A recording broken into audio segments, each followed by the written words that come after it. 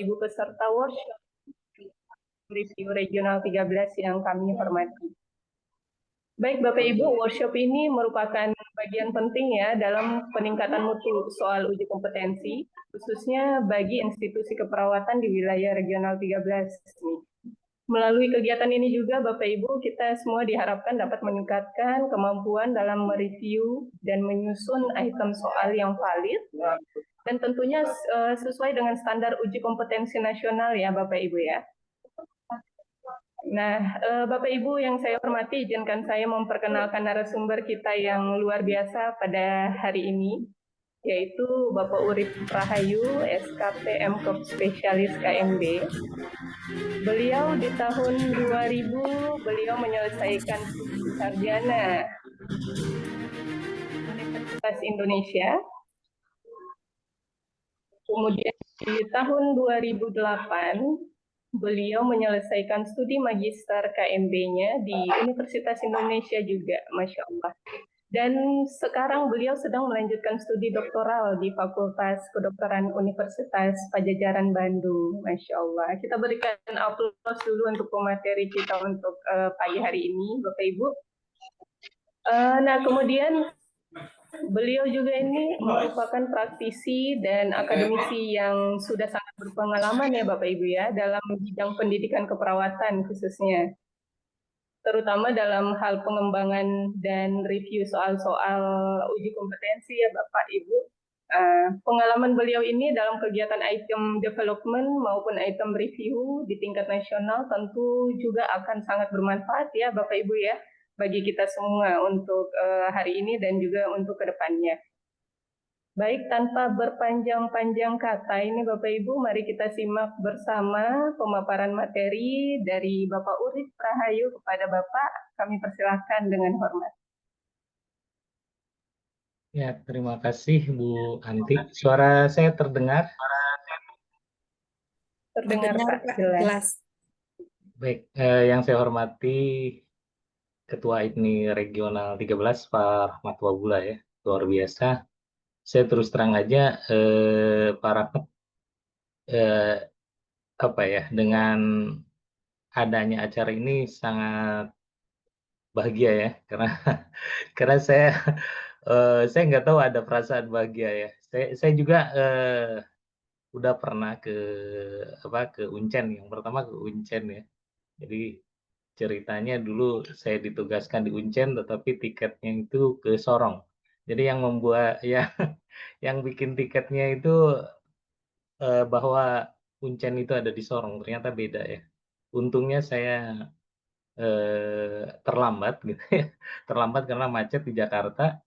Pas mau dipesan ulang tiket, ternyata salah salah gitu ya, salah. Kayak saya bayangkan kalau misalnya waktu itu jadi PP, harusnya ngawas di Uncen, ternyata saya datangnya itu ke Sorong gitu, jauh sekali. Saya pasti terlambat. Jadi pertolongan dari Allah, saya akhirnya bisa sampai ke tempat tujuan. Kemudian juga ke Ambon juga saya pernah ya, ke Ambon. Ada Bu Dewi ya, saya nggak tahu hadir nggak hari ini, yang nganter-nganterin, kemudian Pak siapa lagi saya lupa. Kemudian ke Sorong juga udah pernah gitu ya, Pak Rahmat ya. Ya ke Sorong waktu itu hanya nggak sempat mampir ke Stikesnya ya, ke Stikesnya, dan kita pulang. Ya untungnya kita udah pulang sebelum Agustus, karena setelah Agustus ternyata ada itu ya, ada kerusuhan itu. Kalau itu saya nggak akan bisa pulang pada saat itu. Nah, jadi saya udah sangat gembira ya, dan luar biasa apresiasi sekali ke Pak Rahmat Wabula sebagai ketua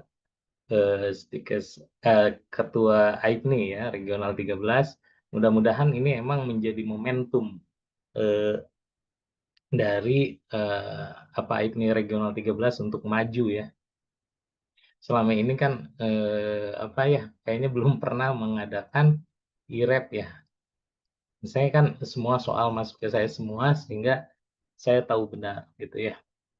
Nah, untuk agenda hari ini gitu ya, untuk agenda hari ini kita harapkan 2 hari ini Pak Rahmat kita bisa nyampe ke IREP regional. Jadi walaupun, saya lihat di sini ada beberapa institusi ya yang sudah mengirim soal-soalnya juga udah lumayan cukup bagus ya, ada di sini ada Stikes Maluku Usada, Stikes Jayapura, Stikes Papua, kemudian Pasapua, ada Stigma Tobelo, ada UKIM ya, Universitas Kristen Indonesia Maju ya. Kemudian Uncen gitu ya, Universitas Cendrawasih. Nah, ini saya lihat sih di soal-soalnya sudah cukup bagus dan Piman ini kita akan coba ya menggunakan Piman dan baru ya. Jadi kemarin juga terakhir itu dari regional 5 Jakarta yang mengundang untuk input soal. Jadi nanti prosesnya kita diberikan dulu materi secara umum, kemudian yang kedua input soal ya, yang Piman. Setelah input soal mudah-mudahan nih, saya akan menguji Pak Rahmat sebagai IBA gitu ya. Karena IBA kita memasukkan soal-soal yang ada, kemudian setelah itu kita kalau memungkinkan hari ini selesai input soalnya, karena sekarang itu semua bekerja di dalam sistem, jadi kita nggak agak susah untuk menggunakan cara-cara yang lama yang menggunakan si pena gitu ya. Nah, setelah itu kita review. Jadi nanti Bapak Ibu akan merasakan mulai membuat soal, menginput soal, kemudian mengirim soal, kemudian review soal. Ya mudah-mudahan sampai besok terkumpul soal minimal 500. Karena terus terang aja eh, apa ya? Terus terang aja ada dana stimulus dari AIPNI pusat ya untuk adanya IREP regional dan sebenarnya bukan bukan hal itu yang utama. Sebenarnya kita yang utama adalah sebagai pendidik ya, pendidik sebagai dosen mempunyai komitmen untuk melakukan evaluasi yang baik. Salah satunya adalah memberikan soal-soal atau membuat soal-soal yang sesuai dengan standar tadi yang sudah disampaikan oleh Pak Rahmat. Ya sebenarnya materinya cukup banyak Pak Rahmat. Kalau saya lihat, saya udah ini ada 7 item sampai besok ini. Yang pertama blueprint, yang kedua item development, yang ketiga update bahasa, yang keempat adalah pelatihan pimannya sendiri, kemudian nanti sedikit kata kunci, kemudian review, kemudian materi review di piman, yang kedelapan adalah IBA, kinerja IBA regional gitu ya. Jadi cukup banyak, tetapi mudah-mudahan kita bisa selesaikan sampai besok ya dapat 500. Saya nggak tahu kemarin baru terkumpul 94. Tapi saya sih optimis ya kalau saya lihat semangatnya ini luar biasa. Kita mulai nanti mohon diingatkan saja ke Ibu Anti Fajar ya jika misalnya waktunya udah habis. Jadi saya akan mereview dari awal walaupun nanti mungkin agak cepat ya. Izin share screen ya.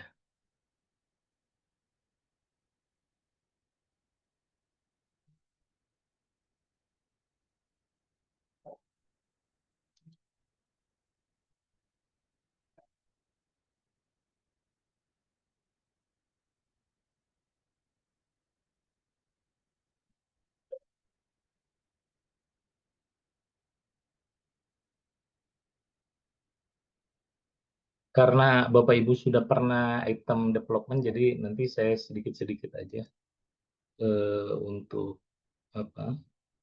Untuk nge-review ya, mengingat kembali tadi. Sudah tampak ininya? Sudah ya Bapak Sudah, Ibu. Pak. Jadi saya mengawal uji kompetensi ini mulai dari ujian pertama ya, dari TO sampai sekarang gitu ya.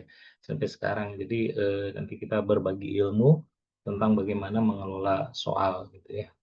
Jadi yang pertama adalah blueprint. Blueprint ini terus terang aja menjadi hal yang sangat penting bagi manajemen soal gitu ya. Jadi Bapak Ibu, manajemen soal itu tidak hanya di nasional tetapi bisa di uji regional kalau ada, tapi sekarang itu kan tidak ada. Ada TO nasional, kemudian Bapak Ibu bisa dilakukan untuk blueprint itu ketika Bapak Ibu di institusi masing-masing ketika menyelenggarakan satu ujian gitu ya. Ketika kita buat satu ujian, maka kita harus membuat blueprint-nya. Nah, sebenarnya kalau kita lihat bagaimana siklus soal sekarang ini, kurang lebih seperti ini ya Bapak Ibu. Jadi Bapak Ibu ini sekarang itu istilahnya bukan item writer tapi sebagai kontributor. Nah, kemarin dari 49 berarti udah semua ya Pak Rahmat ya? 49 udah ya? Belum? Masih ada yang belum?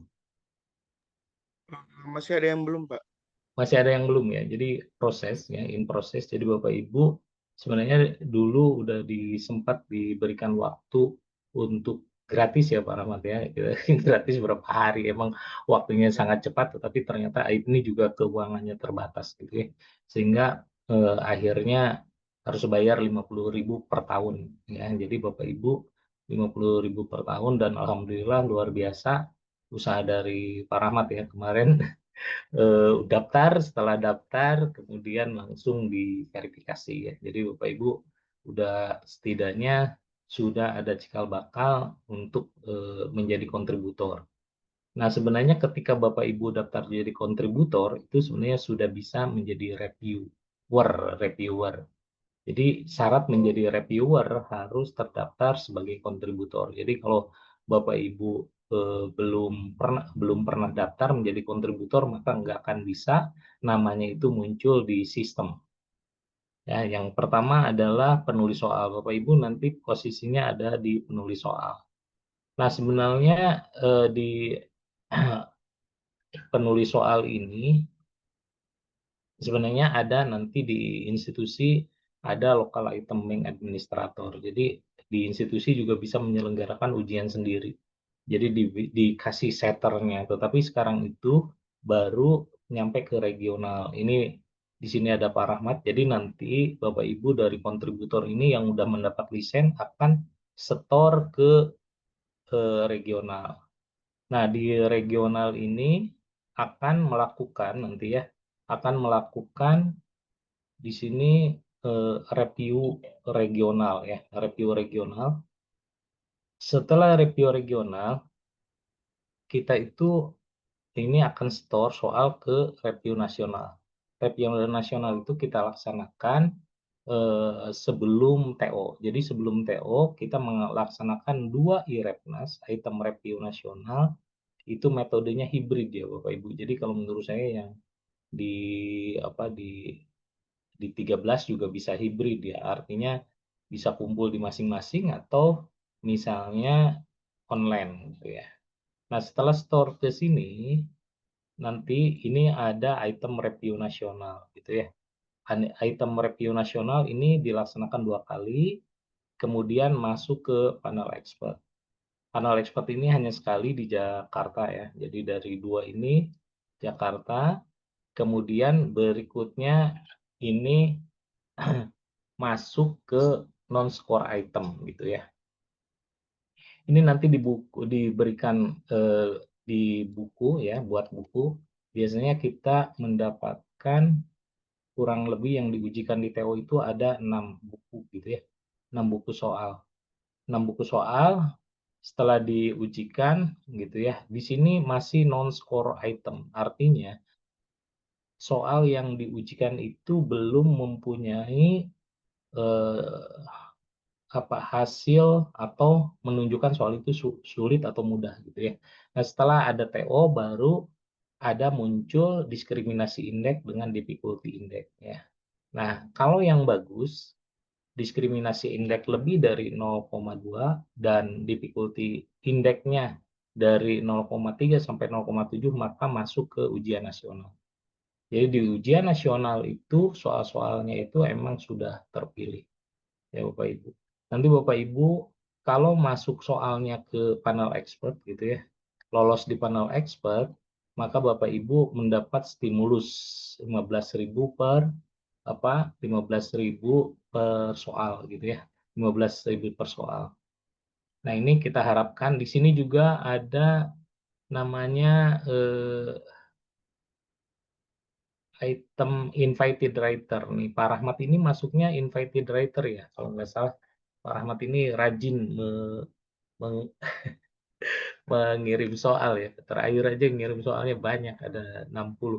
Tentunya mungkin menjadi contoh gitu ya, menjadi role model bagi teman-teman. Pak Rahmat ini eh, mengirim soal juga dan itu udah di ACC oleh Pak Made ya. Mengirim soal. Mungkin Pak Rahmat udah mendapatkan honornya ya. Eh, nggak bagi-bagi Pak Rahmat. Nah, untuk uji ini, kita itu sebenarnya uji itu kan eh, apa kenapa uji CBT itu kita tahu kita 180 ya. 180 itu ada di sini. Ya, jadi 3 jam, ini 1, 2, 3 jam ya.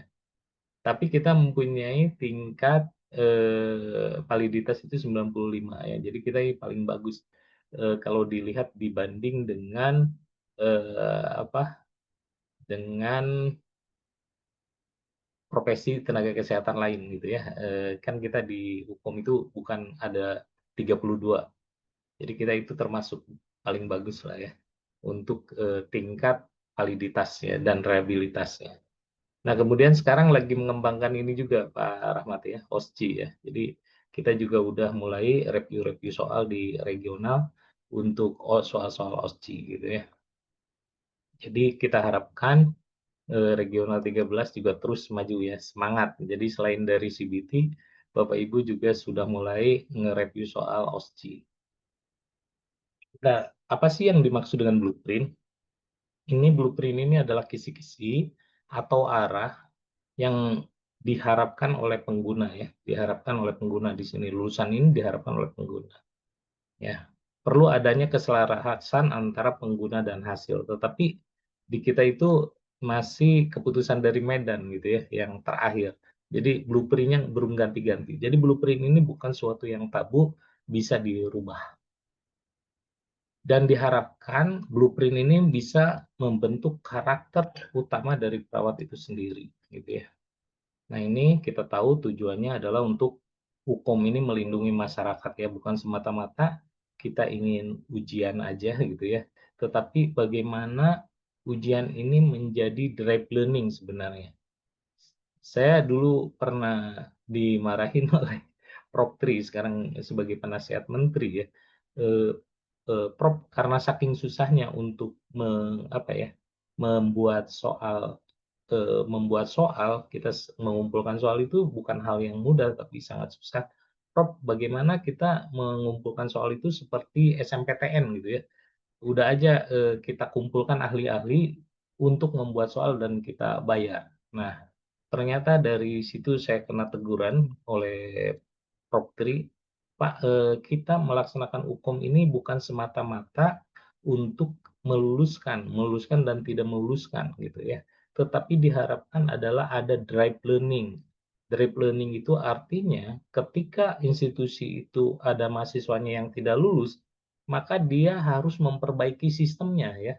Mulai dari dosennya, mulai dari metode pembelajarannya, melalui pengajarnya harus dikuliahkan, mulai dari alat-alatnya. Dan alhamdulillah sekarang udah 86 ya. Kalau dulu mengkhawatirkan yang lulus hanya 30% gitu awal-awal itu. Jadi banyak yang terpukul ya ketika ada hukum ini. Tetapi justru sebenarnya sebagai dosen itu menjadi banyak yang dikuliahkan pada saat itu. Nah, di sini sebenarnya uji kompetensi ini adalah untuk standarisasi. Jadi standarisasi nasional yang pertama, yang kedua adalah diharapkan menjadi benchmark ya. Benchmark dari regional. Jadi nanti kita bisa saling belajar di regional 1 sampai 13 untuk type ini. Nah, uji kompetensi ini sendiri adalah ujian yang terstandar, ya, bagian integral dari uji kompetensi dari institusi. Jadi, satu kesatuan. Nah, kalau kita lihat, blueprint ini hanya sebagian kecil aja ya Bapak Ibu, ya. bagian kecil, di sini ada kompetensi lulusan, ini kompetensi perawat, gitu ya. Jadi artinya ada salah kaprah gitu ya, salah kaprah yang terjadi ya. Kenapa salah kaprahnya? Adalah bahwa semua tujuannya ke uji kompetensi, sehingga tidak memikirkan praktek ya. Padahal sebenarnya praktek lebih utama ya di lulusan NES itu bukan lulus uji kompetensi sebenarnya, tetapi bagaimana dia lulus, dia melakukan perawatan penampilan praktek di lapangan gitu. Ya di kita OSCE-nya kan belum berjalan gitu. Jadi sebenarnya kalau kita dalam satu lingkaran, uji kompetensi itu hanya sebagian kecil aja, gitu ya. Yang sisanya ini harus dievaluasi oleh institusi masing-masing gitu ya. Jadi ada yang salah kaprah adalah mereka latihan aja gitu, latihan soal-soal terus gitu ya. Jadi bukan itu ya. Jadi, yang kita harapkan adalah bahwa, saling melengkapi gitu ya, apa yang dilakukan oleh institusi, kemudian ada yang dilakukan di uji nasional. Nah ini yang kita harapkan adalah kompetensi lulusan awal gitu ya, Bapak Ibu sering sekali di soal itu karena Bapak Ibu misalnya sudah spesialis, sudah S2, maka soal-soal yang dikeluarkan itu lebih sulit gitu ya, lebih sulit dibanding dari kompetensi lulusan. Nah, kalau Bapak Ibu bikin soal yang lebih sulit, itu sebenarnya tidak akan terpakai di uji nasional. Kenapa? Karena kita menggunakan standar internasional. Jadi uji kompetensi itu diskriminasi indeksnya itu harus lebih dari atau sama dengan 0,25. Artinya bahwa soal itu bisa membedakan antara kelas atas atau orang yang belajar dengan yang tidak belajar, gitu ya. Jadi Bapak Ibu kalau bikin soal terlalu mudah juga akan ditolak, terlalu susah juga akan ditolak gitu. Jadi 2. Kemudian yang kedua, difficulty index-nya itu 0,3 sampai 0,7. Jadi pada awal-awal saya lihat ada beberapa institusi yang punya apa ya, dia kelebihannya di kardiovaskuler, maka dia akan bikin soal kardiovaskuler yang sulit gitu ya. Yang kedua ada juga sekelompok dosen mencoba untuk membuat soal-soal mudah gitu. Nah itu tidak akan masuk ke nasional kalau misalnya tingkat kesulitannya terlalu mudah atau terlalu susah gitu. Jadi di sini yang menentukan soal itu dipakai atau tidak dipakai adalah dari mahasiswa yang ikut ujian TO ya.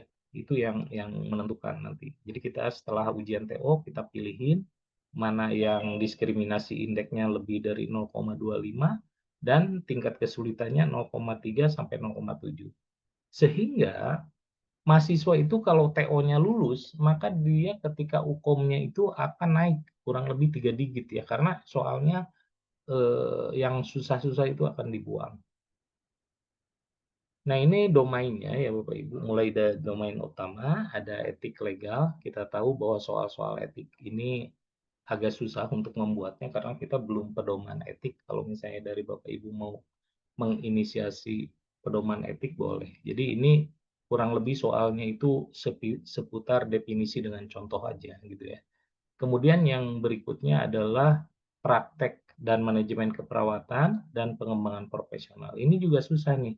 Pengembangan profesional ini adalah hanya di manajemen gitu ya, manajemen dengan komunitas. Pengembangan profesional ini yang soal-soal yang sangat susah. Kemudian berikutnya di level kognitif, ada sikap. Jadi ini ke konatif, ke sikap. Kalau ini masuknya ke kognitif dengan ke procedural knowledge. Procedural knowledge ini adalah implementasi ya, jadi urutan tindakan. Jadi procedural knowledge ini tidak bisa mengukur keterampilan seseorang, itu hanya dia secara prosedur bisa diukur gitu, tetapi secara penampilan kerja itu belum tentu gitu ya. Mungkin orang bisa bisa menyampaikan bahwa urutan tindakan pemasangan NGT, tetapi penampilan kerjanya mungkin bisa juga gitu, tapi akan lebih terlihat lagi ketika menggunakan OSCE. Nah, berikutnya dari sini ada 4 upaya, ada promotif, preventif, kuratif. Ini kalau di klinik ini kuratif, sisanya itu promotif dan rehabilitatif ya. Ini komponen ini sangat sedikit ya, terutama rehabilitatif. Dan keluhan karena emang perawat tidak terlibat di dalam perawatan rehabilitatif, jadi masih tekanan teori. Kemudian yang berikutnya kepada sistem gitu ya, ke kebutuhan. Oksigenasi ini kebutuhannya ada aman-nyaman menggunakan Henderson ya, 14 kebutuhan. Nah, tetapi kalau kita bikin soal itu agak susah karena mindset di kita itu bukan kebutuhan, tapi menggunakan sistem ya. Jadi ketinjauan sistem ini. Jadi banyak sekali kebutuhan ini enggak terpenuhi, tetapi kurang terpenuhi lah. Kalau kurang terpenuhi. Jadi kita lebih kepada sistem. Kalau sistem kita terpenuhi, gitu ya. Karena mindset kita emang udah sistem. Nah ini kita lewat aja untuk pengembangan profesional. Procedural knowledge tadi udah dijelaskan. Nah, untuk tinjauan berikutnya ada pengkajian, ada diagnosis, perencanaan, implementasi, dan evaluasi. Nah, ini juga yang sering kurang adalah soal-soal pengkajian ya Bapak Ibu. Kemudian yang kedua adalah di implementasi. Jadi ada istilah kita itu pinter diagnosis tetapi kurang pinter diimplementasi. Nah, berbeda dengan dokter, kalau dokter kan pinter di diagnosis, susah untuk mendiagnosis. Jadi soal-soal diagnosis yang di pusat itu sangat banyak sekali gitu ya, diagnosisnya sangat banyak. Jadi Bapak Ibu kalau ingin keterima soal, coba mengembangkan yaitu soal-soal tentang pengkajian, kemudian tentang perencanaan. Kalau diagnosis sudah sangat banyak. Nah ini pelaksanaan tindakan, evaluasi itu hanya kurang lebih 5 soal untuk KMB. Ini aktivitas evaluasi ya. Nah ini promotif, saya kira kita lewat aja, kuratif, rehab. Nah ini ada beberapa faktor yang mempengaruhi luaran lulusan. Luaran lulusan ini Bapak Ibu, ketika kita meluluskan ini ada beberapa hal yang terlibat, mulai dari input, kemudian proses dan output.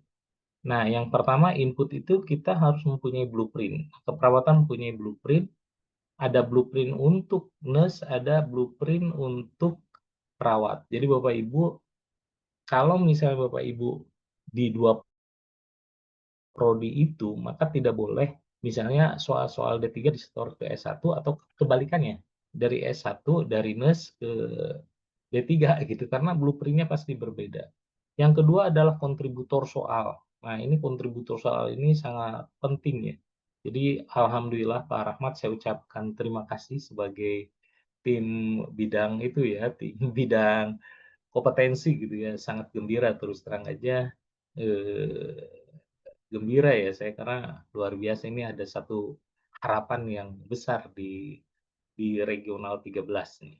Kemudian pedoman ujian, kalau pedoman ujian sudah ada, dukungan IUT juga kita udah sekarang itu dari si pena itu menjadi P-man gitu ya, personal manager. Jadi Bapak Ibu tidak ada yang sama untuk username-nya. Kalau dulu si pena itu bisa digunakan siapa saja.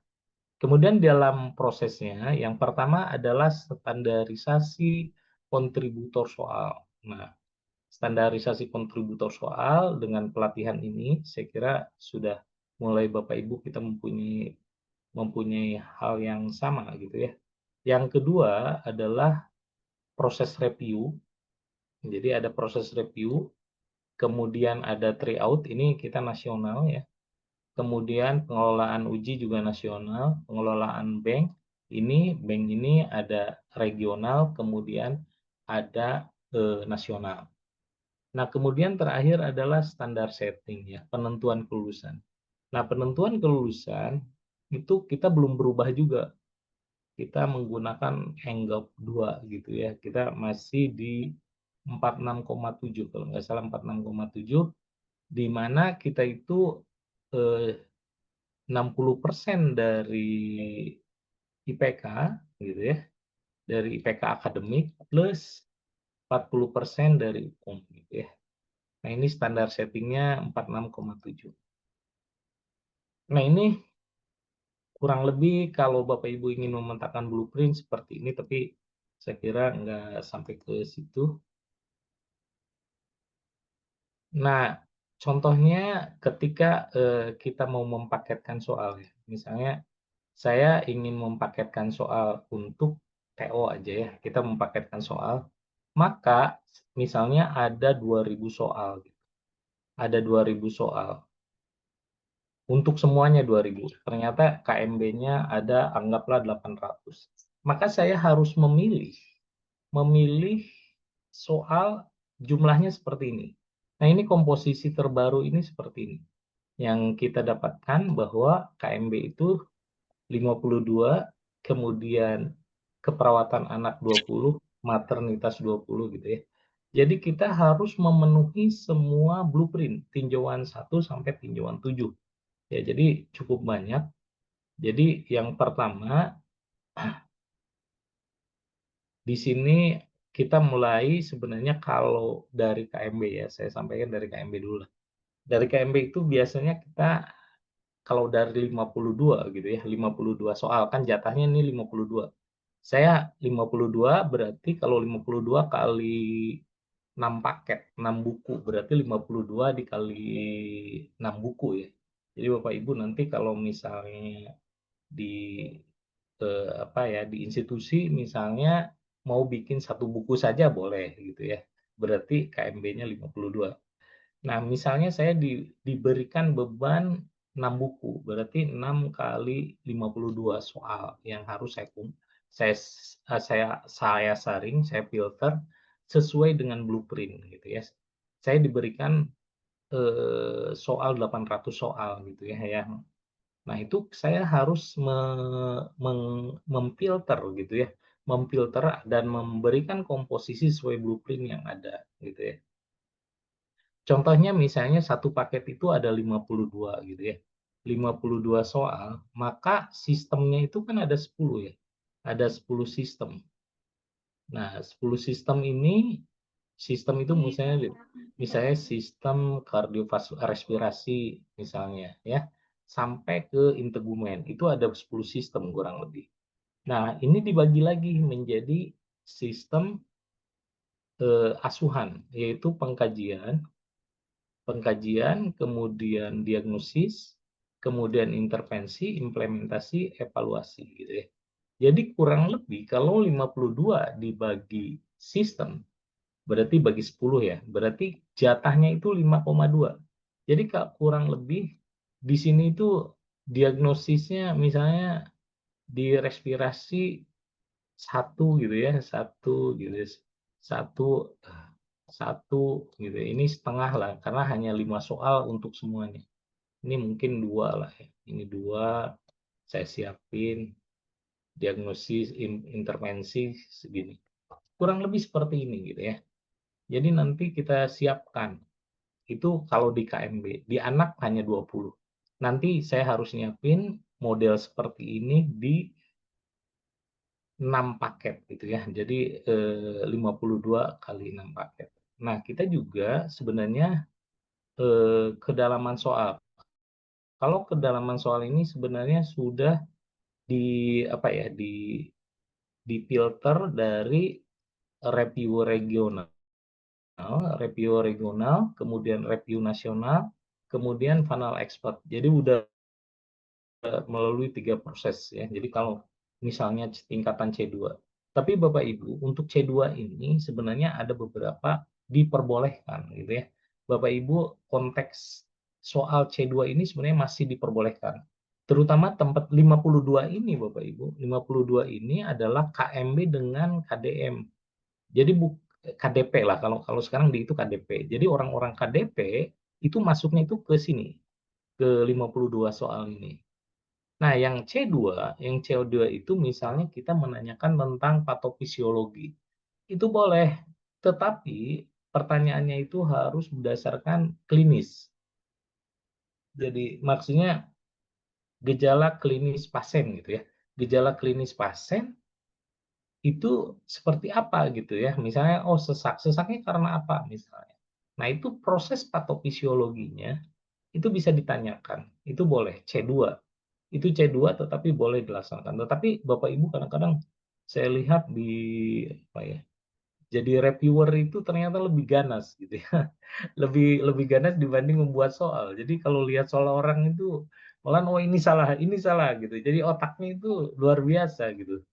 Tapi kalau dia bikin soal berat banget gitu ya. Jadi Bapak Ibu ketika nanti jadi reviewer harus mempunyai pandangan positif. Artinya, wah ini yang membuat soal ini udah bekerja keras.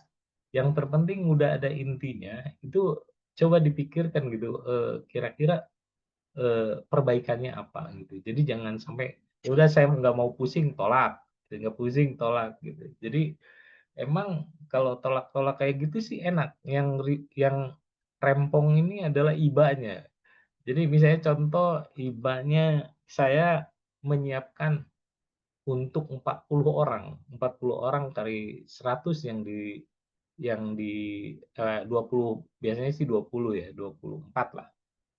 Berarti 20 eh, 20 misalnya, 20 kelompok, satu kelompok 100 misalnya, kurang lebih 2.000.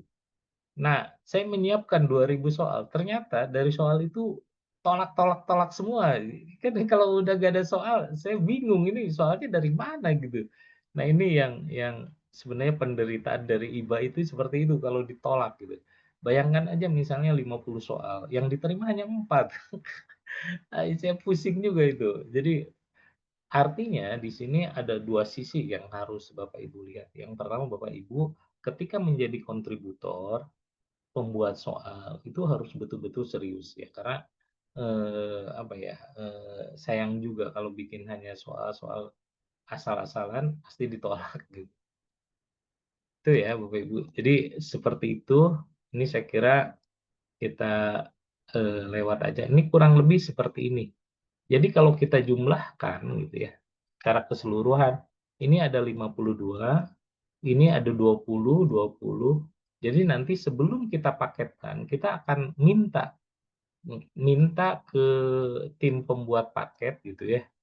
Itu misalnya 52 soal kali ini dikali 6 gitu. Jadi Bapak Ibu kalau ingin membuat paket di institusinya masing-masing harus dibuat seperti ini gitu. Ada berapa soal berapa. Jadi permintaan soalnya juga jelas. Jangan sampai KMB ternyata pas diujikan soalnya itu hanya 2. Diagnosis semua 80% yang ditanyakan. Yang berikutnya 20%-nya lagi adalah menanyakan C1. Itu bahaya banget. Saya pernah menganalisis ini kenapa sih uji kompetensi ini nggak maju-maju gitu di institusi saya. Saya juga dulu pernah dipercaya menjadi nurse. Ini kenapa gitu? Ternyata dari soal-soal institusi itu tidak sesuai dengan blueprint. Jadi bikin soal itu ya semau. Jadi Bapak Ibu dosen itu disuruh soal dari koordinatornya ngomongnya tolong bikin soal ya gitu. Udah cukup gitu. Padahal nggak boleh seperti itu. Jadi Bapak Ibu harus memintanya pengkajiannya berapa, diagnosisnya berapa, perencanaan berapa, implementasi berapa, dan evaluasinya berapa.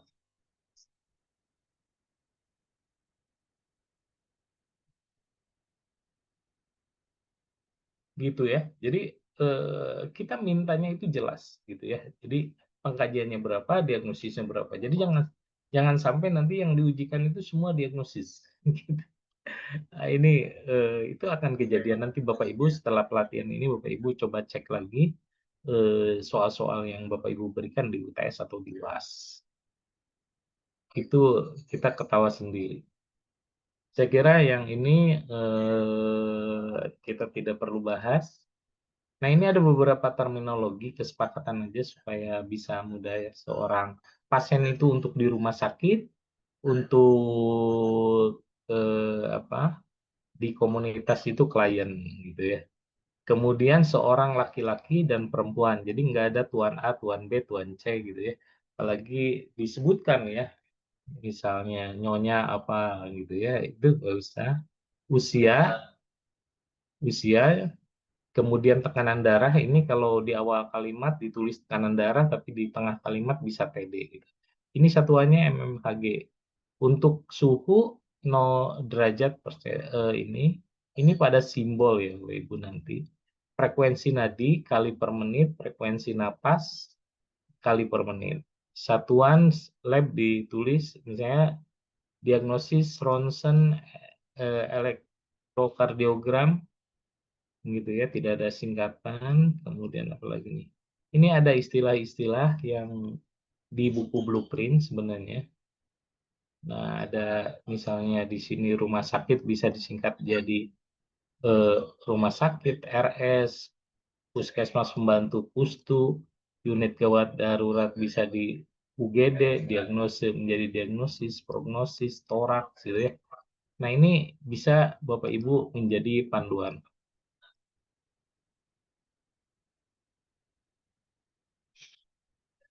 Ini saya kira ada beberapa masalah di pembuat di soal ya. Yang pertama adalah biasanya si kontributor atau pembuat soal ini tidak berdasarkan pada blueprint. Ini yang bahaya ya. Jadi Bapak Ibu bikin soal aja.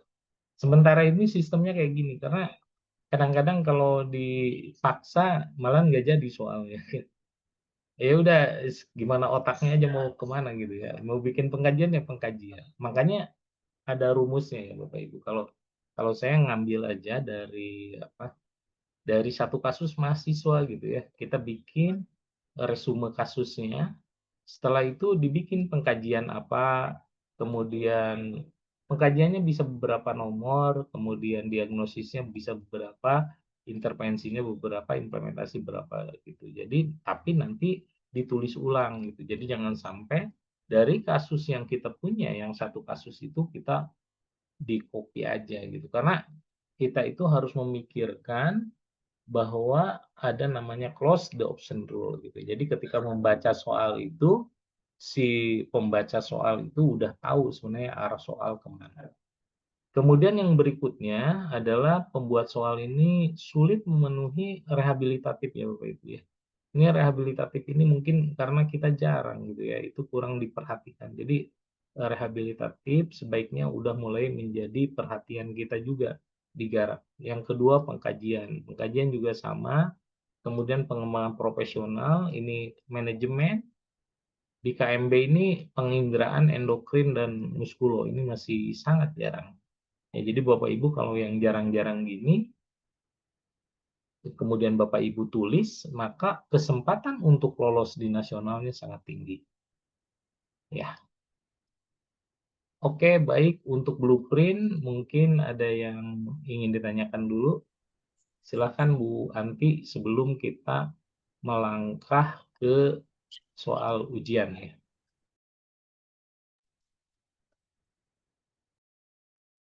Ya, baik. Terima kasih Pak Urip. Ya, Bapak Ibu. Tadi sekilas ya saya menangkap terkait dengan proses perjalanan soal ya. Itu ternyata panjang banget ya Pak Urip ya. Sampai bisa gol gitu loh. Jadi Ya, proses panjang-panjang. Jadi iya. kalau kita hitung itu Ya. satu soal itu 1 juta. Masya Allah. Jadi sangat mahal Iya kalau udah betul. diujikan ya. Ya, Makanya kalau ngebocorin soal itu sangat sayang gitu. ya. Baik. Jadi banyak sekali prosesnya ya Bapak Ibu ya. Sehingga soal yang memang lolos itu adalah benar-benar soal yang sangat-sangat berkualitas ya Pak ya. Ya. Jadi Bapak Ibu kalau untuk menjadi kontributor sebenarnya bagus ya soalnya bisa menguntungkan untuk mahasiswa kita juga. Kemudian soal yang Bapak Ibu kirimkan contohnya juga, saya kasih contoh misalnya 50 yang saya punya nih, saya kirimkan ke bank soal yang lolosnya 30, kan lumayan ya Pak Urip ya. lumayan, bukan karena honornya Pak, bukan karena honornya, tapi lebih ke peluang untuk meningkatkan jumlah mahasiswa yang kompeten kan lebih Iya, lebih tinggi lagi kan Pak ya. ya. Oke. Baik, mungkin dari Bapak Ibu peserta ada yang mau ditanyakan, silakan di raise hand saja, boleh. Nanti kita pilih satu-satu. Di blueprint Silakan. cukup jelas Bapak Ibu.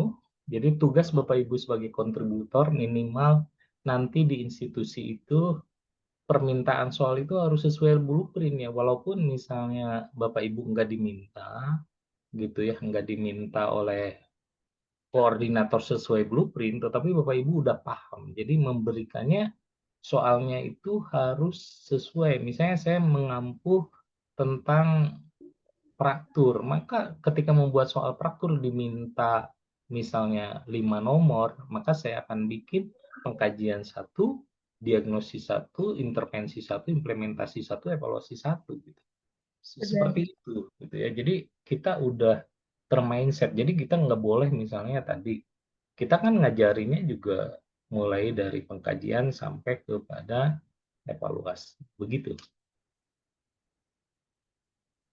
Kita lanjut Benar. dulu kalau tidak ada Bu Anti. Ya, kalau tidak ada yang mau bertanya, silakan Pak Urip. Saya berikan kesempatan untuk lanjut. Kita masuk ke yang kedua ya. Materi kedua,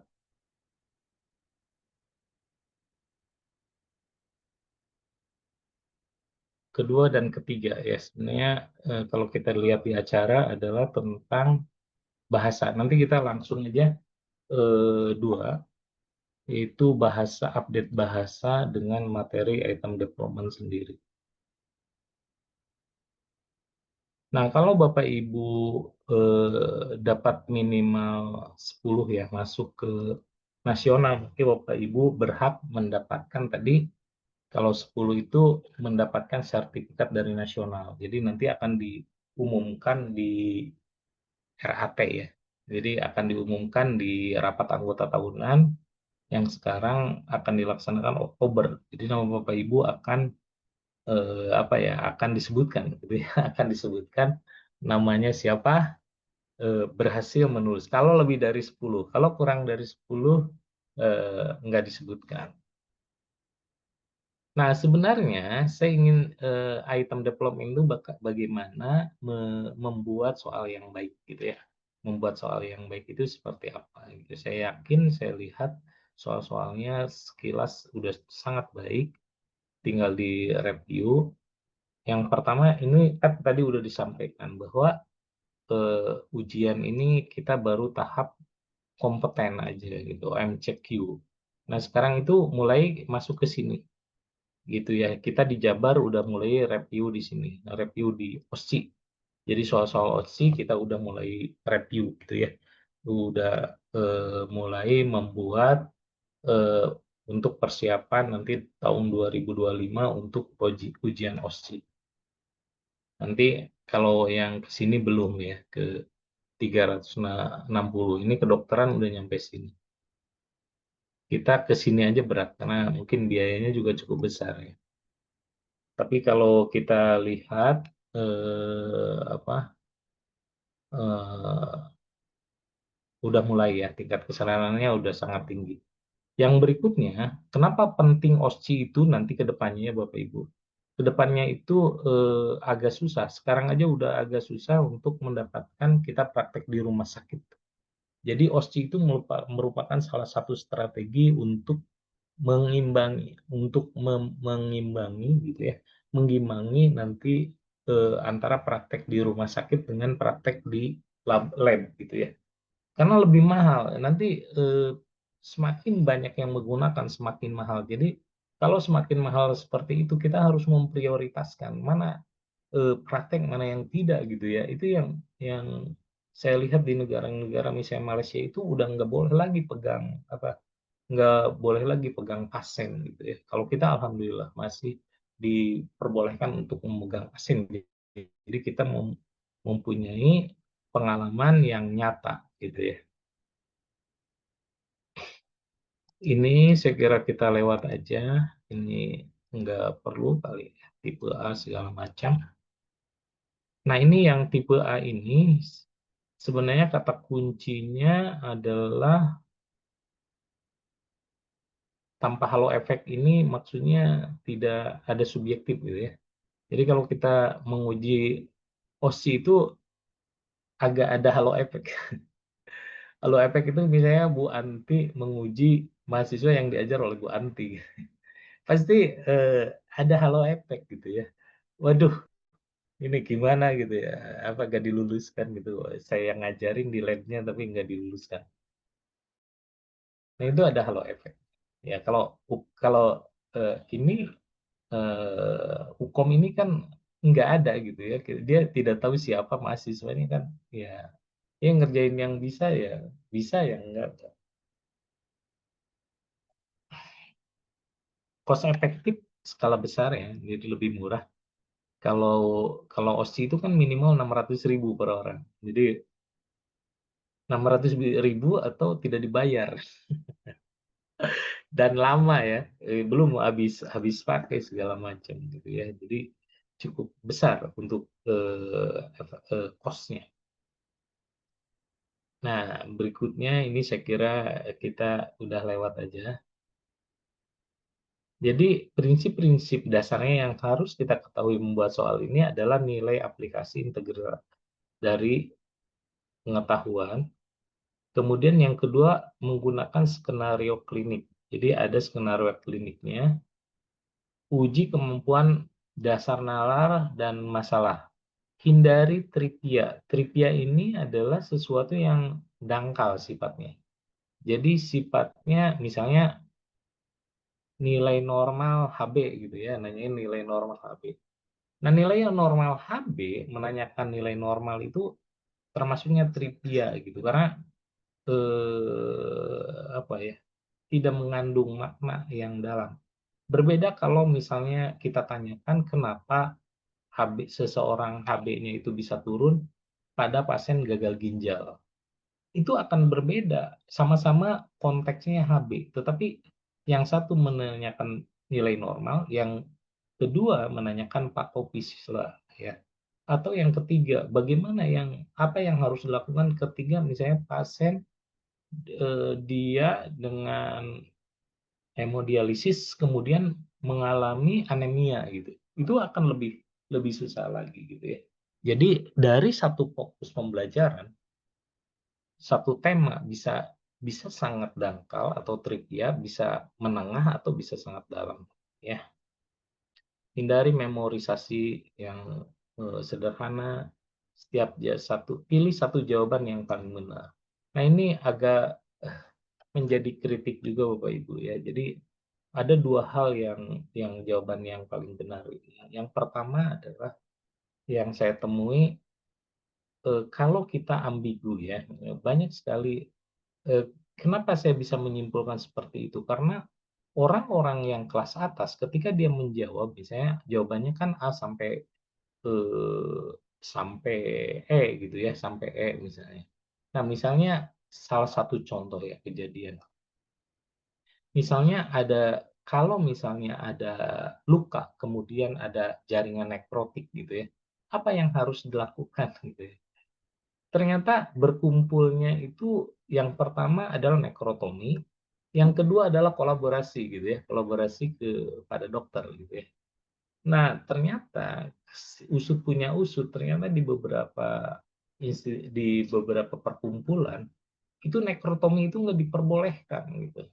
Jadi yang satu memperbolehkan nekrotomi, yang satu nggak memperbolehkan. Sehingga jawabannya kelas atas itu berkumpul di nekrotomi, yang menggunakan teori sebelumnya, yang kedua misalnya menggunakan teori terbaru atau kebijakan terbaru gitu.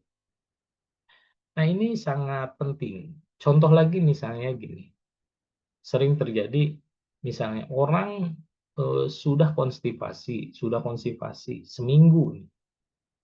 Apa yang harus dilakukan ya? Kalau kita lihat rujukan itu setelah seminggu itu enema.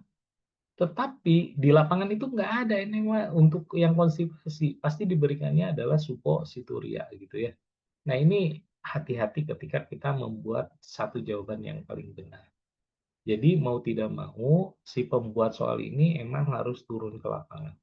Bapak Ibu kalau nggak turun ke lapangan, Bapak Ibu akan tersiksa sendiri ketika membuat soal. Saya yakin gitu ya.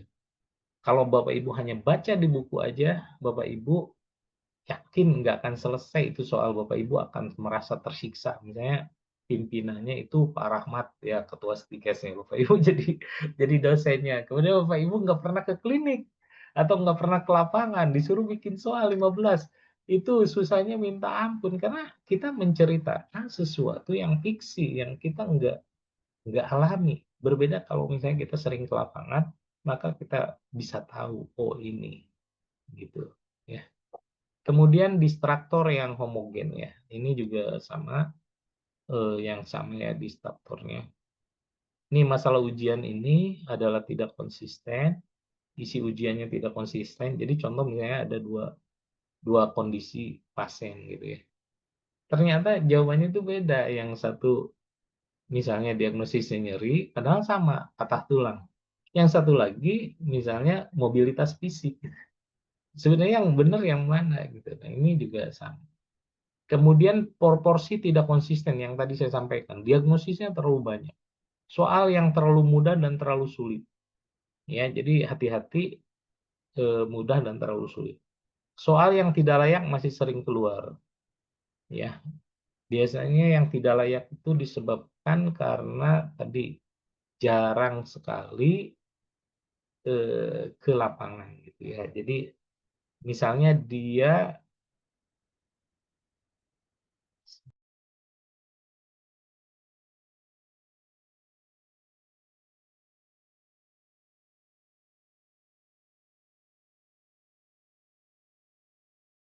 Nah, soal yang tidak layak sering keluar itu kalau misalnya tadi dia misalnya syok, tapi nadinya normal. Ini karena belum nggak pernah ke lapangan, nggak pernah melakukan, ini bahaya.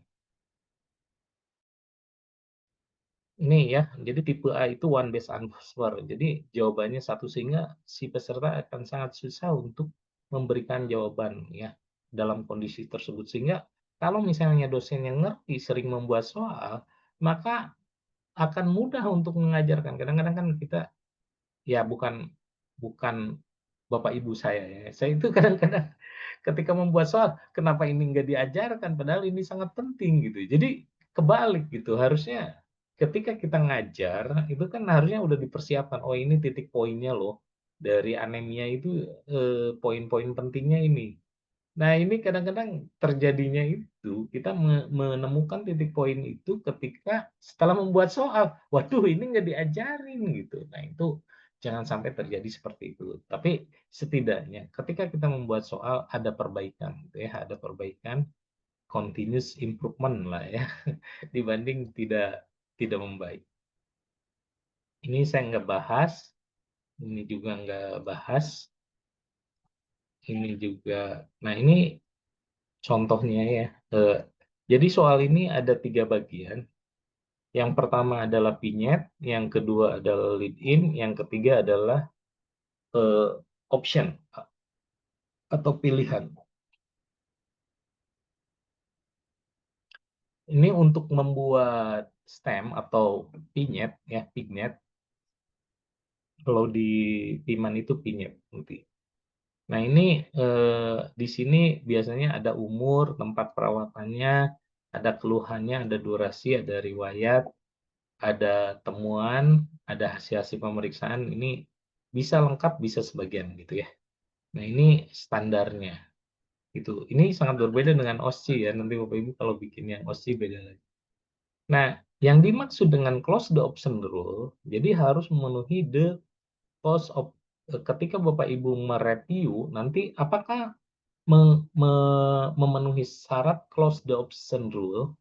Close the option rule artinya ketika kita baca soal ini, kita itu di pikirannya itu udah punya kira-kira arahnya kemana. Jadi enggak bercabang. Kalau bercabang berarti harus diperbaiki lagi. Misalnya contoh, kita ingin memberikan jawabannya itu diagnosis tentang nyeri ya. Diagnosis nyeri, maka data-data nyeri itu lebih banyak dibanding data-data distraktor yang lainnya gitu. Jadi jangan sampai misalnya kita tadi nyeri dengan mobilitas fisik. Datanya sama-sama kuat, sehingga apa yang terjadi, si penjawab itu kesulitan. Ini sebenarnya datanya mau diarahkan kemana? Bisa dipahami ya. Jadi close the option rule itu maksudnya arahnya itu udah tahu. Jadi di kepikiran kita itu nggak bercabang sebelum melihat option. Oke, kita lanjut. Nah, untuk lead in, nanti lead in ini kita menggunakan apa? Jadi nggak pakai kah, karena kalau kah katanya benar atau salah gitu. Iya atau tidak gitu ya. Apakah mau menikah dengan saya? Ya atau tidak gitu. Nah, kalau apa katanya masih menurut ahli bahasa. Kita ya ahli bahasa ini panduan sampai sekarang itu antara ahli bahasa aja belum ada sepakat. Jadi apalagi kita gitu. Tetapi intinya adalah bagaimana kita mempunyai kesepakatan gitu. Tapi jangan terlalu ke ini ya. Nah, diakhiri dengan tanda tanya ya. Lead in ini tanda tanyanya rapat gitu. Jadi nggak boleh ada spasi. Ya, terpisah satu baris. Ini ada beberapa contoh pertanyaan karena kadang-kadang kita bingung ya. Sebenarnya ini contoh di diagnosis. Apakah diagnosis utama? Padahal nggak usah ngomong diagnosis utama. Kalau soal tipe A itu pasti ditanyakan adalah diagnosis gitu. Tapi kayaknya kalau nggak disebutkan diagnosis utama ini kayak nggak puas gitu ya. Nah, itu yang sebenarnya artinya si penulis itu tidak wajib untuk menyatakan apa diagnosis utama atau apa intervensi utama, nggak perlu. Jelas di sana itu pasti pilihannya itu harus yang paling benar pada saat itu. Ini ada Bapak Ibu bisa jawab gitu ya, bisa mencontoh gitu ya kalau oh ini bikin ininya apa gitu. Nah, untuk pilihan jawaban ini harus homogen gitu ya. Jadi kalau diagnosis diagnosis semua, kalau pemeriksaan penunjang semua gitu ya. Jadi nggak boleh dicampur. Sangat jelas perbedaan dengan jawaban benar. Ini yang saya sampaikan bahwa kalau misalnya jawabannya nyeri, maka datanya lebih banyak dibanding dengan data yang bukan gitu ya. Jadi jelas. Kalau kitanya masih ragu-ragu, apalagi yang menjawab soal gitu ya. Jadi ini kemudian masuk akal memiliki panjang struktur yang sama gitu ya. Kalau misalnya satu baris memiliki struktur yang konsisten. Nah, ini kurang lebih panjangnya harus rata. Biasanya kalau kalau menyusunnya, kalau TO itu yang panjang di atas, kemudian baru ke bawah. Kenapa seperti itu? Kayak kita berjalan naik gitu, naik gunung. Jadi naik dulu lah lebih enak. Kalau udah naik turun kan gampang gitu, lebih mudah. Ya. Nah, ini langkah-langkahnya saya kira udah tentukan topik, 2 atau 3 kondisi, kemudian pilih skenario klinisnya, tahu klinis. Kalau ini distraktornya apa. Jadi kalau saya nggak seperti ini, saya biasanya tadi ambil satu kasus laporan dari mahasiswa, kemudian dibikin aja pinyetnya secara lengkap. Ya kan itu udah ada tuh. Nanti saya bikin pertanyaan satu, pengkajian apa yang kita harapkan. Pengkajian kedua apa, pengkajian ketiga apa gitu pada kasus itu. Setelah itu diagnosisnya apa gitu, intervensinya apa. Jadi kita di dalam satu soal itu bisa muncul beberapa soal. Tetapi ketika kita menyetorkan, ini direkonstruksi lagi karena dia harus sejenis gitu. Bisa dipahami ya. Itu lebih memudahkan. Jadi Bapak Ibu, laporan-laporan dari LK ya, laporan kasus yang dari mahasiswa itu kita bisa dipakai untuk membuat soal gitu ya. Nah, ini saya kira udah lewat. Ini juga kita lewat. Ini juga lewat ya. Jadi kita mulai dari C3 tapi boleh C2 gitu ya, tapi harus situasi klinis. Ini kita lewat. Nah, ada beberapa kesalahan yang sering terjadi. Yang pertama adalah Persuasiveness dengan irrelevant difficulty. Apa yang dimaksud dengan persuasiveness adalah bahwa peserta bisa menjawab soal bukan karena dia menguasai, tetapi karena dia kepintaran dalam menebak jawaban, gitu ya. Jadi dia bisa menebak. Jadi dia bukan bukan bukan karena pintar, tetapi karena dia menebak, gitu ya. Yang kedua, irrelevant difficulty. Dia sulit menjawab bukan karena dia tidak tahu, tetapi karena struktur soalnya yang buruk. Nah, ini ada beberapa hal yang harus Bapak Ibu perhatikan. Yang pertama adalah kesalahan adalah grammatical cues, logical cues, istilah absolut, jawaban benar panjang, pengulangan kata dari soal, kemudian konvergensi soal. Nah, ini nanti Bapak Ibu sebagai reviewer ini akan ditanya, ya apakah ada ini gitu ya.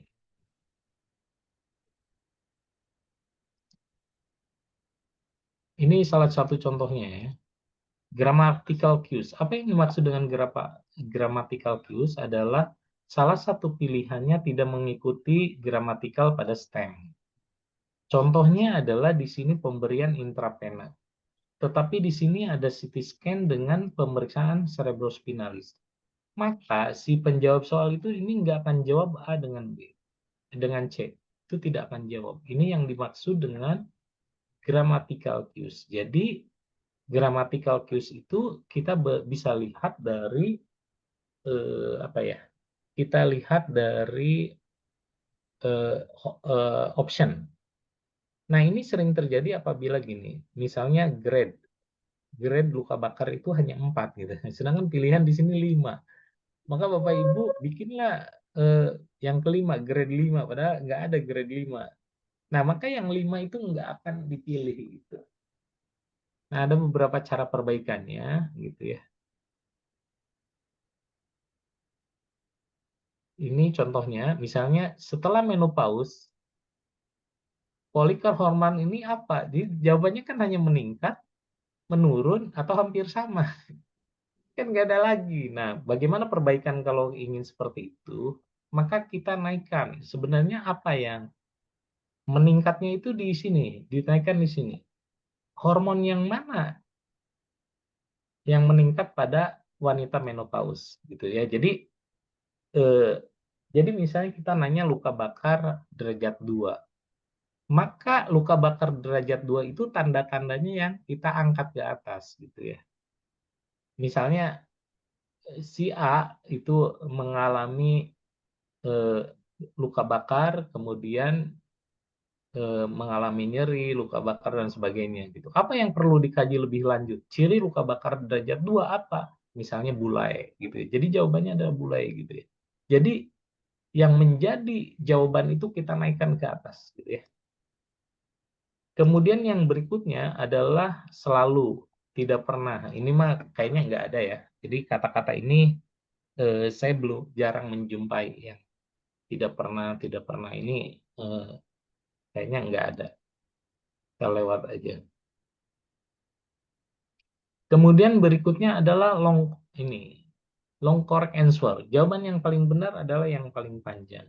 Ini secara psikologis, Bapak Ibu, kadang-kadang ketika kita membuat soal, katanya kita pasti membuat jawaban dulu gitu ya. Jadi option yang kita buat itu adalah jawaban, sehingga jawabannya itu lengkap gitu ya. Nah, lengkap sehingga paling panjang. Nah ya, jadi paling panjang sehingga mudah ditebak, walaupun nanti di akhir itu diacak gitu ya, tapi oh ini yang paling benar gitu ya. Jadi diusahakan apa ya, diusahakan sama. Nah, ini contoh misalnya evaluasi Amenerhu misalnya. Ini contoh soalnya aja ya. Jangan dilihat dari jenis soalnya ya, tapi ini kita lihat bagaimana memperbaikinya. Ya, misalnya evaluasi Amenerhu harus diwawancarai, harus ini kan pasti jawabannya ini gitu. Tetapi ketika kita diperbaiki, evaluasi oleh perawat seharusnya apa pengkajian dilanjutkan. Nah, itu kita potong gitu. Jadi hanya satu potong, dia akhirnya kita mengetahui dia bisa apa enggak kalau terlalu panjang. Kemudian berikutnya adalah word repeat. Ini masih ada ya Bapak Ibu. Word repeat ini sering terjadi. Ya, ini misalnya tidak reality. Kemudian ini kadang kita tidak menyadari juga gitu. Tidak menyadari juga. Kemudian ada derealisasi. Contohnya lain, misalnya adalah ini. Densitas tulang. Maka si pengisi dia akan langsung nebak. Ada kata osteo di sini. Karena yang lain tidak ada osteonya. Jadi dia bukan tahu tentang osteoporosis, tapi karena ada kata osteo, maka dia akan tebak. Tapi kalau di sini osteo semua, dia akan bingung. Oh, osteonya yang mana nih? Osteoporosis segala macam. Bisa dipahami ya. Jadi ini namanya word repeat. Ini sering terjadi. Nah, kemudian yang konvergensi ya. Konvergensi soal itu adalah yang sering muncul gitu ya. Misalnya kita ngitung gitu ya, ngitung, oh yang paling banyak itu apa gitu. Ini kalimatnya itu membran saraf ini gitu ya. Kemudian berikutnya yang kedua apa kation, maka jawabannya dia akan jawab B gitu. Nah ini masih ada ya, yang konvergensi soal itu masih ada saya lihat ya, gitu ya, masih ada. Jadi untuk konvergensi soal, cara memperbaikinya misalnya seorang perempuan dengan 5 minggu amenorrhea atau kehamilan, apa yang subunit HCG, maka banyak ini. Apakah ini gitu ya? Dia akan ngitung FSH-nya ada berapa nih? FSH 1, 2, 3. Kemudian yang kedua LH-nya. LH-nya 4. 1, 2, 3 ya.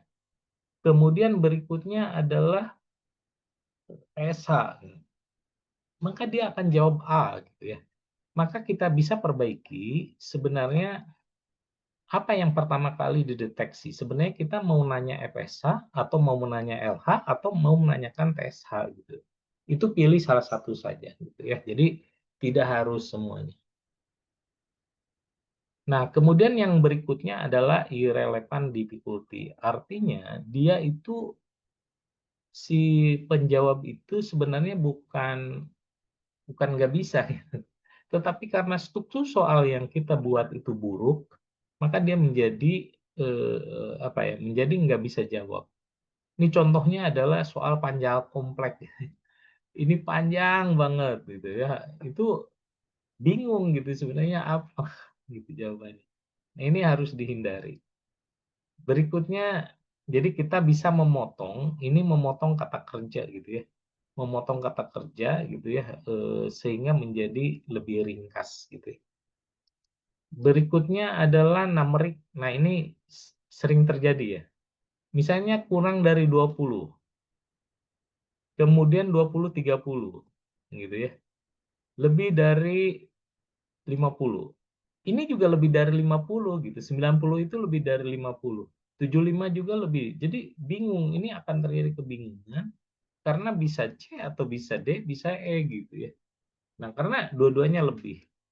Nah, maka kita rubah langsung aja dalam berbentuk angka 1%, 10%, 30%, 60%. Kan pilih salah satu angka yang ada di antara ini gitu ya. Jadi nggak boleh pakai dalam bentuk red gitu ya.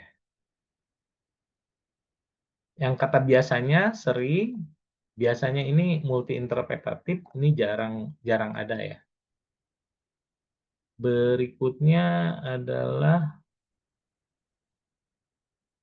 pilihan jawaban tidak paralel. Nah, ini sering terjadi apabila tadi Bapak Ibu nggak pernah ke lapangan. Jadi antara data dengan jawaban itu nggak sesuai. Bapak Ibu misalnya jawabannya adalah shock, tetapi nadinya nggak cepat. Mengatakan hipertensi, tekanan darahnya rendah gitu. Jadi itu kelihatan ya tidak paralel. Itu sering terjadi. Kemudian ini BSSD nggak ada ya, di BSSD nggak ada. Nah ini jadi kita kota mana yang paling dekat dengan New York gitu ya. Nah itu kita bingung apakah dari utara, dari selatan, apa dari timur kan beda-beda. Misalnya paling dekat dengan Uncen, mana tergantung di bagian dari atas, dari bawah, dekat dengan Papua Nugini misalnya. Ya saya nggak ke Papua waktu itu. Takut ada yang nembak. Ditakutin sama si Pak siapa tuh? Yang dari Uncen, ada dari Uncen ya? Ada dosen dari Uncen ini? Ada ya Pak, di sini ada Pak, dari Uncen. Ada ya? Itu siapa? Si Pak siapa itunya IT-nya itu? Yang dari Jawa itu Mas siapa? Masih ingat nggak? IT di CBT? Pak Bu Eko, Dwi mungkin bisa ini ya, Pak Bu Dwi Eko, Astuti. Ah, itu Pak Oh, siapa? ya. Lisa Eli Pak siapa? Eko, ya. Bukan yang Oh, ada Bu Tiani lilinya. ada. Pak siapa, Pak? Ada Pak Eko kayaknya di sana, Pak. Bukan Pak Eko, bukan. Pak siapa tuh saya? Ada lilinya itu tadi. Tadi ada disebutkan. Oke, itu ya. Jadi Bapak Ibu, itu nanti kenapa perlu dikenalkan ini? Karena Bapak Ibu nanti harus menceklis review ya. Saya kira nanti struktur ini, saya kira nanti kita belajar yang di sekarang sedikit update bahasa. Nah, bahasa ini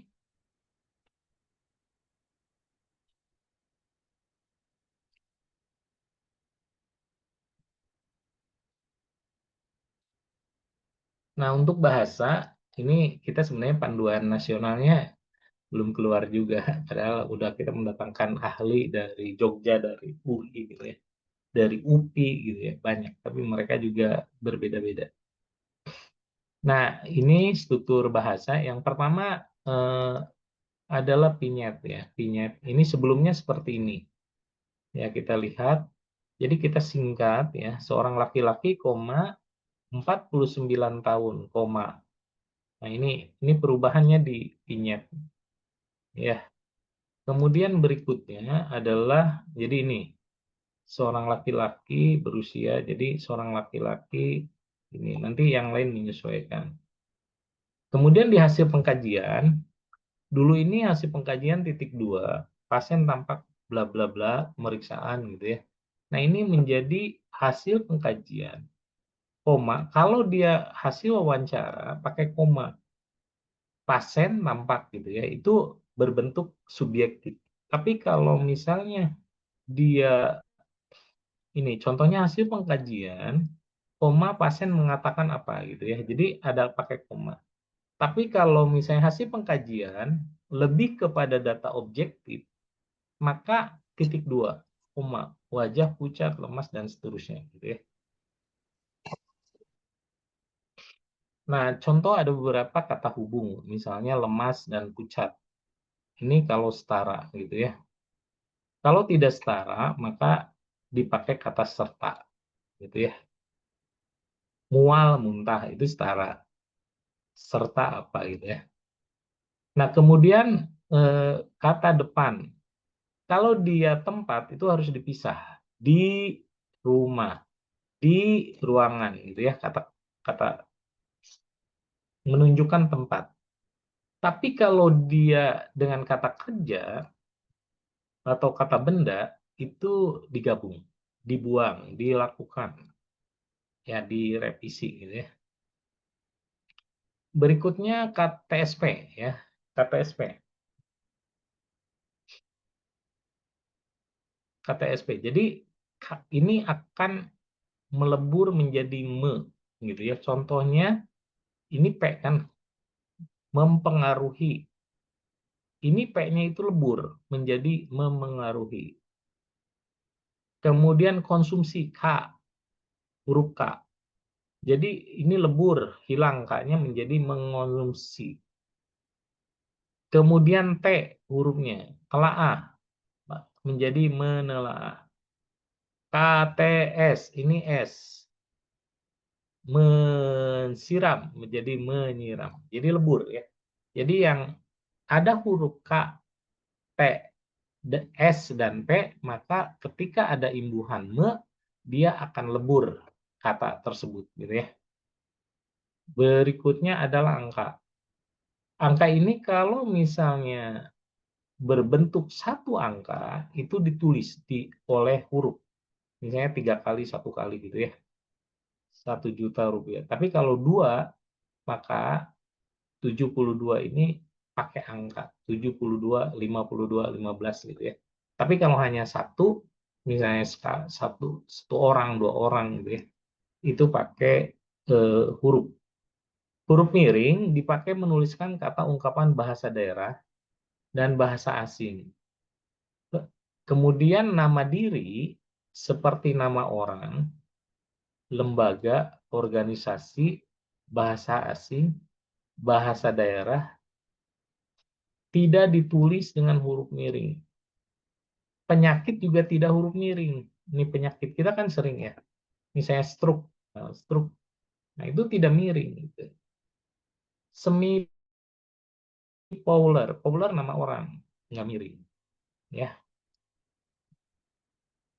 Nah, ini kata-kata baku, misalnya non maledicens, antibiotik, pasca operasi, praoperasi, swadaya, kontraindikasi, poliklinik. Jadi nggak hanya poli aja, tapi poliklinik. Kemudian ronci, lembab, yang benar ini ya, lembab, kualitas screening, urin, napas, F, wereda, masase, gitu ya. Ini nanti Bapak Ibu bisa.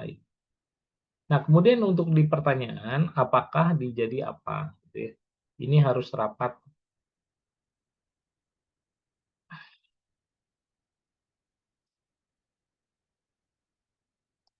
Tadi contoh lead-in udah dibahas. Kemudian di pilihan jawaban. Pilihan jawaban ini misalnya diagnosis gitu ya. Diagnosis ini hurufnya yang jadi besar ya, hipertermi, intoleran gitu ya. Kemudian berikutnya kalau berbentuk frase itu huruf besar, kaji gitu ya. Kaji status neuropati, pakai titik gitu ya. Kalau implementasi hurufnya huruf kecil, kecuali kalau disingkat. Hasil lab itu kecil. Tapi kalau singkatan HB, kalau hemoglobin kecil, tapi kalau ditulis HB, H-nya menjadi besar. Ini kalimat perintah. Saya kira itu yang dari pembuatan soal. Silahkan mungkin Bu Anti ada yang ingin ditanyakan atau diskusi sebelum kita masuk ke PIMAN ya. Setelah ini kita masuk. Baik, terima kasih Pak Urip. Gimana Bapak Ibu peserta? Apakah ada yang mau ditanyakan? Silakan. Sebelum kita masuk ke ada sesi coffee break ya, Pak Urip. Izin, apakah mau break dulu sebentar atau mau dilanjutkan ini Pak? Sekarang jadwalnya kopi break ya? Iya benar. Boleh. Silahkan kopi break dulu sampai jam berapa ya? Sampai jam 12.45 Pak. 12.45 kalau di sini Waktu Indonesia Timur. kurang isfu, jam 10. Jam Iya, 10:45, Pak. benar Nah, Pak. ya. Kita beda 2 jam nih Pak. Kopi breaknya lama ya? Berapa jam itu? Kang Di Rahmat, sini di jadwalnya Mungkin dari bisa jam di ini ya 15 menit atau gimana gitu, 15 Bu. menit ya. 30 menit lah ya. Oh, boleh 30 menit, boleh. Oke, Oke, jadi boleh. kita masuk lagi jam 12 berapa? Di situ udah jam berapa? Di sini udah jam 11.46 Pak. Jam 11, berarti jam 12 ya? Iya, Nanti jam 12, Pak. jam 12 pas kita lanjut. Ya, jam 12.15 ya. Iya. Baik, sambil kita persiapkan, kemudian sudah berhasil semua ke Pimanya udah berhasil apa belum ya? Ada yang udah berhasil? Berapa orang? Iya, Bapak Ibu. Mohon bantuannya Bapak Ibu untuk raise hand ya, yang sudah Iya. berhasil aplikasi Pimannya. Jadi kalau yang udah berhasil ini yang sudah menginstal ya Pak ya? Ya, jadi udah nyampe ke sini. Yang udah menginstal, berarti saya sudah juga nih, Pak.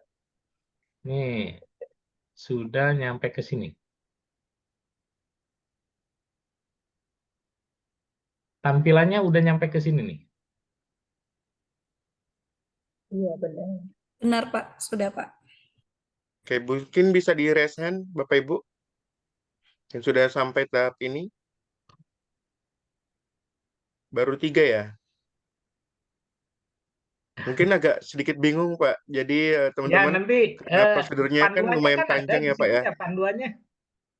Panduannya udah Kemarin ada ya? sudah saya share. Kemarin sudah saya share Pak Bukan di panduan G yang Drive. daftar, ada lagi panduan instalasi. Udah ada kan, Mas Sudah. Arafat? Kemarin ya waktu pelatihan kemarin Pak, saya sudah share juga di WA grup peserta Pak. Nah, Link itu G Drive-nya, dicobain jadi sudah ada video tutorialnya lagi ya, sampai dicobain lagi. penginstalan seperti itu Pak. Nah, terus mungkin sambil istirahat, Mas Rahmat udah bisa mengirimkan itu ya, mengirimkan kelompok reviewer. Baik Pak, sementara saat ini lagi screening lagi Pak, karena teman-teman yang belum rename mohon bantuannya ya untuk merename apa namanya Zoom-nya sesuai dengan nama, asal instansi dan peminatan. Mohon bantuannya untuk ini agar penelitian langsung men-screening lagi. Karena yang terdata saat ini baru 26 Pak yang baru merename. Ya, Mohon bantuannya Bapak Ibu untuk merename namanya. biar Sudah kita saya bisa japri di WA grup, Pak. latihan ya. Mas Rahmat juga harus siap-siap nanti memasukkan soal ya. Jadi kita akan Pak. lihat juga prosesnya untuk bagaimana menjadi IBA juga. Baik Pak. Begitu ya, Pak? Baik. Oke, silakan untuk kopi break dulu ya, Bapak Ibu.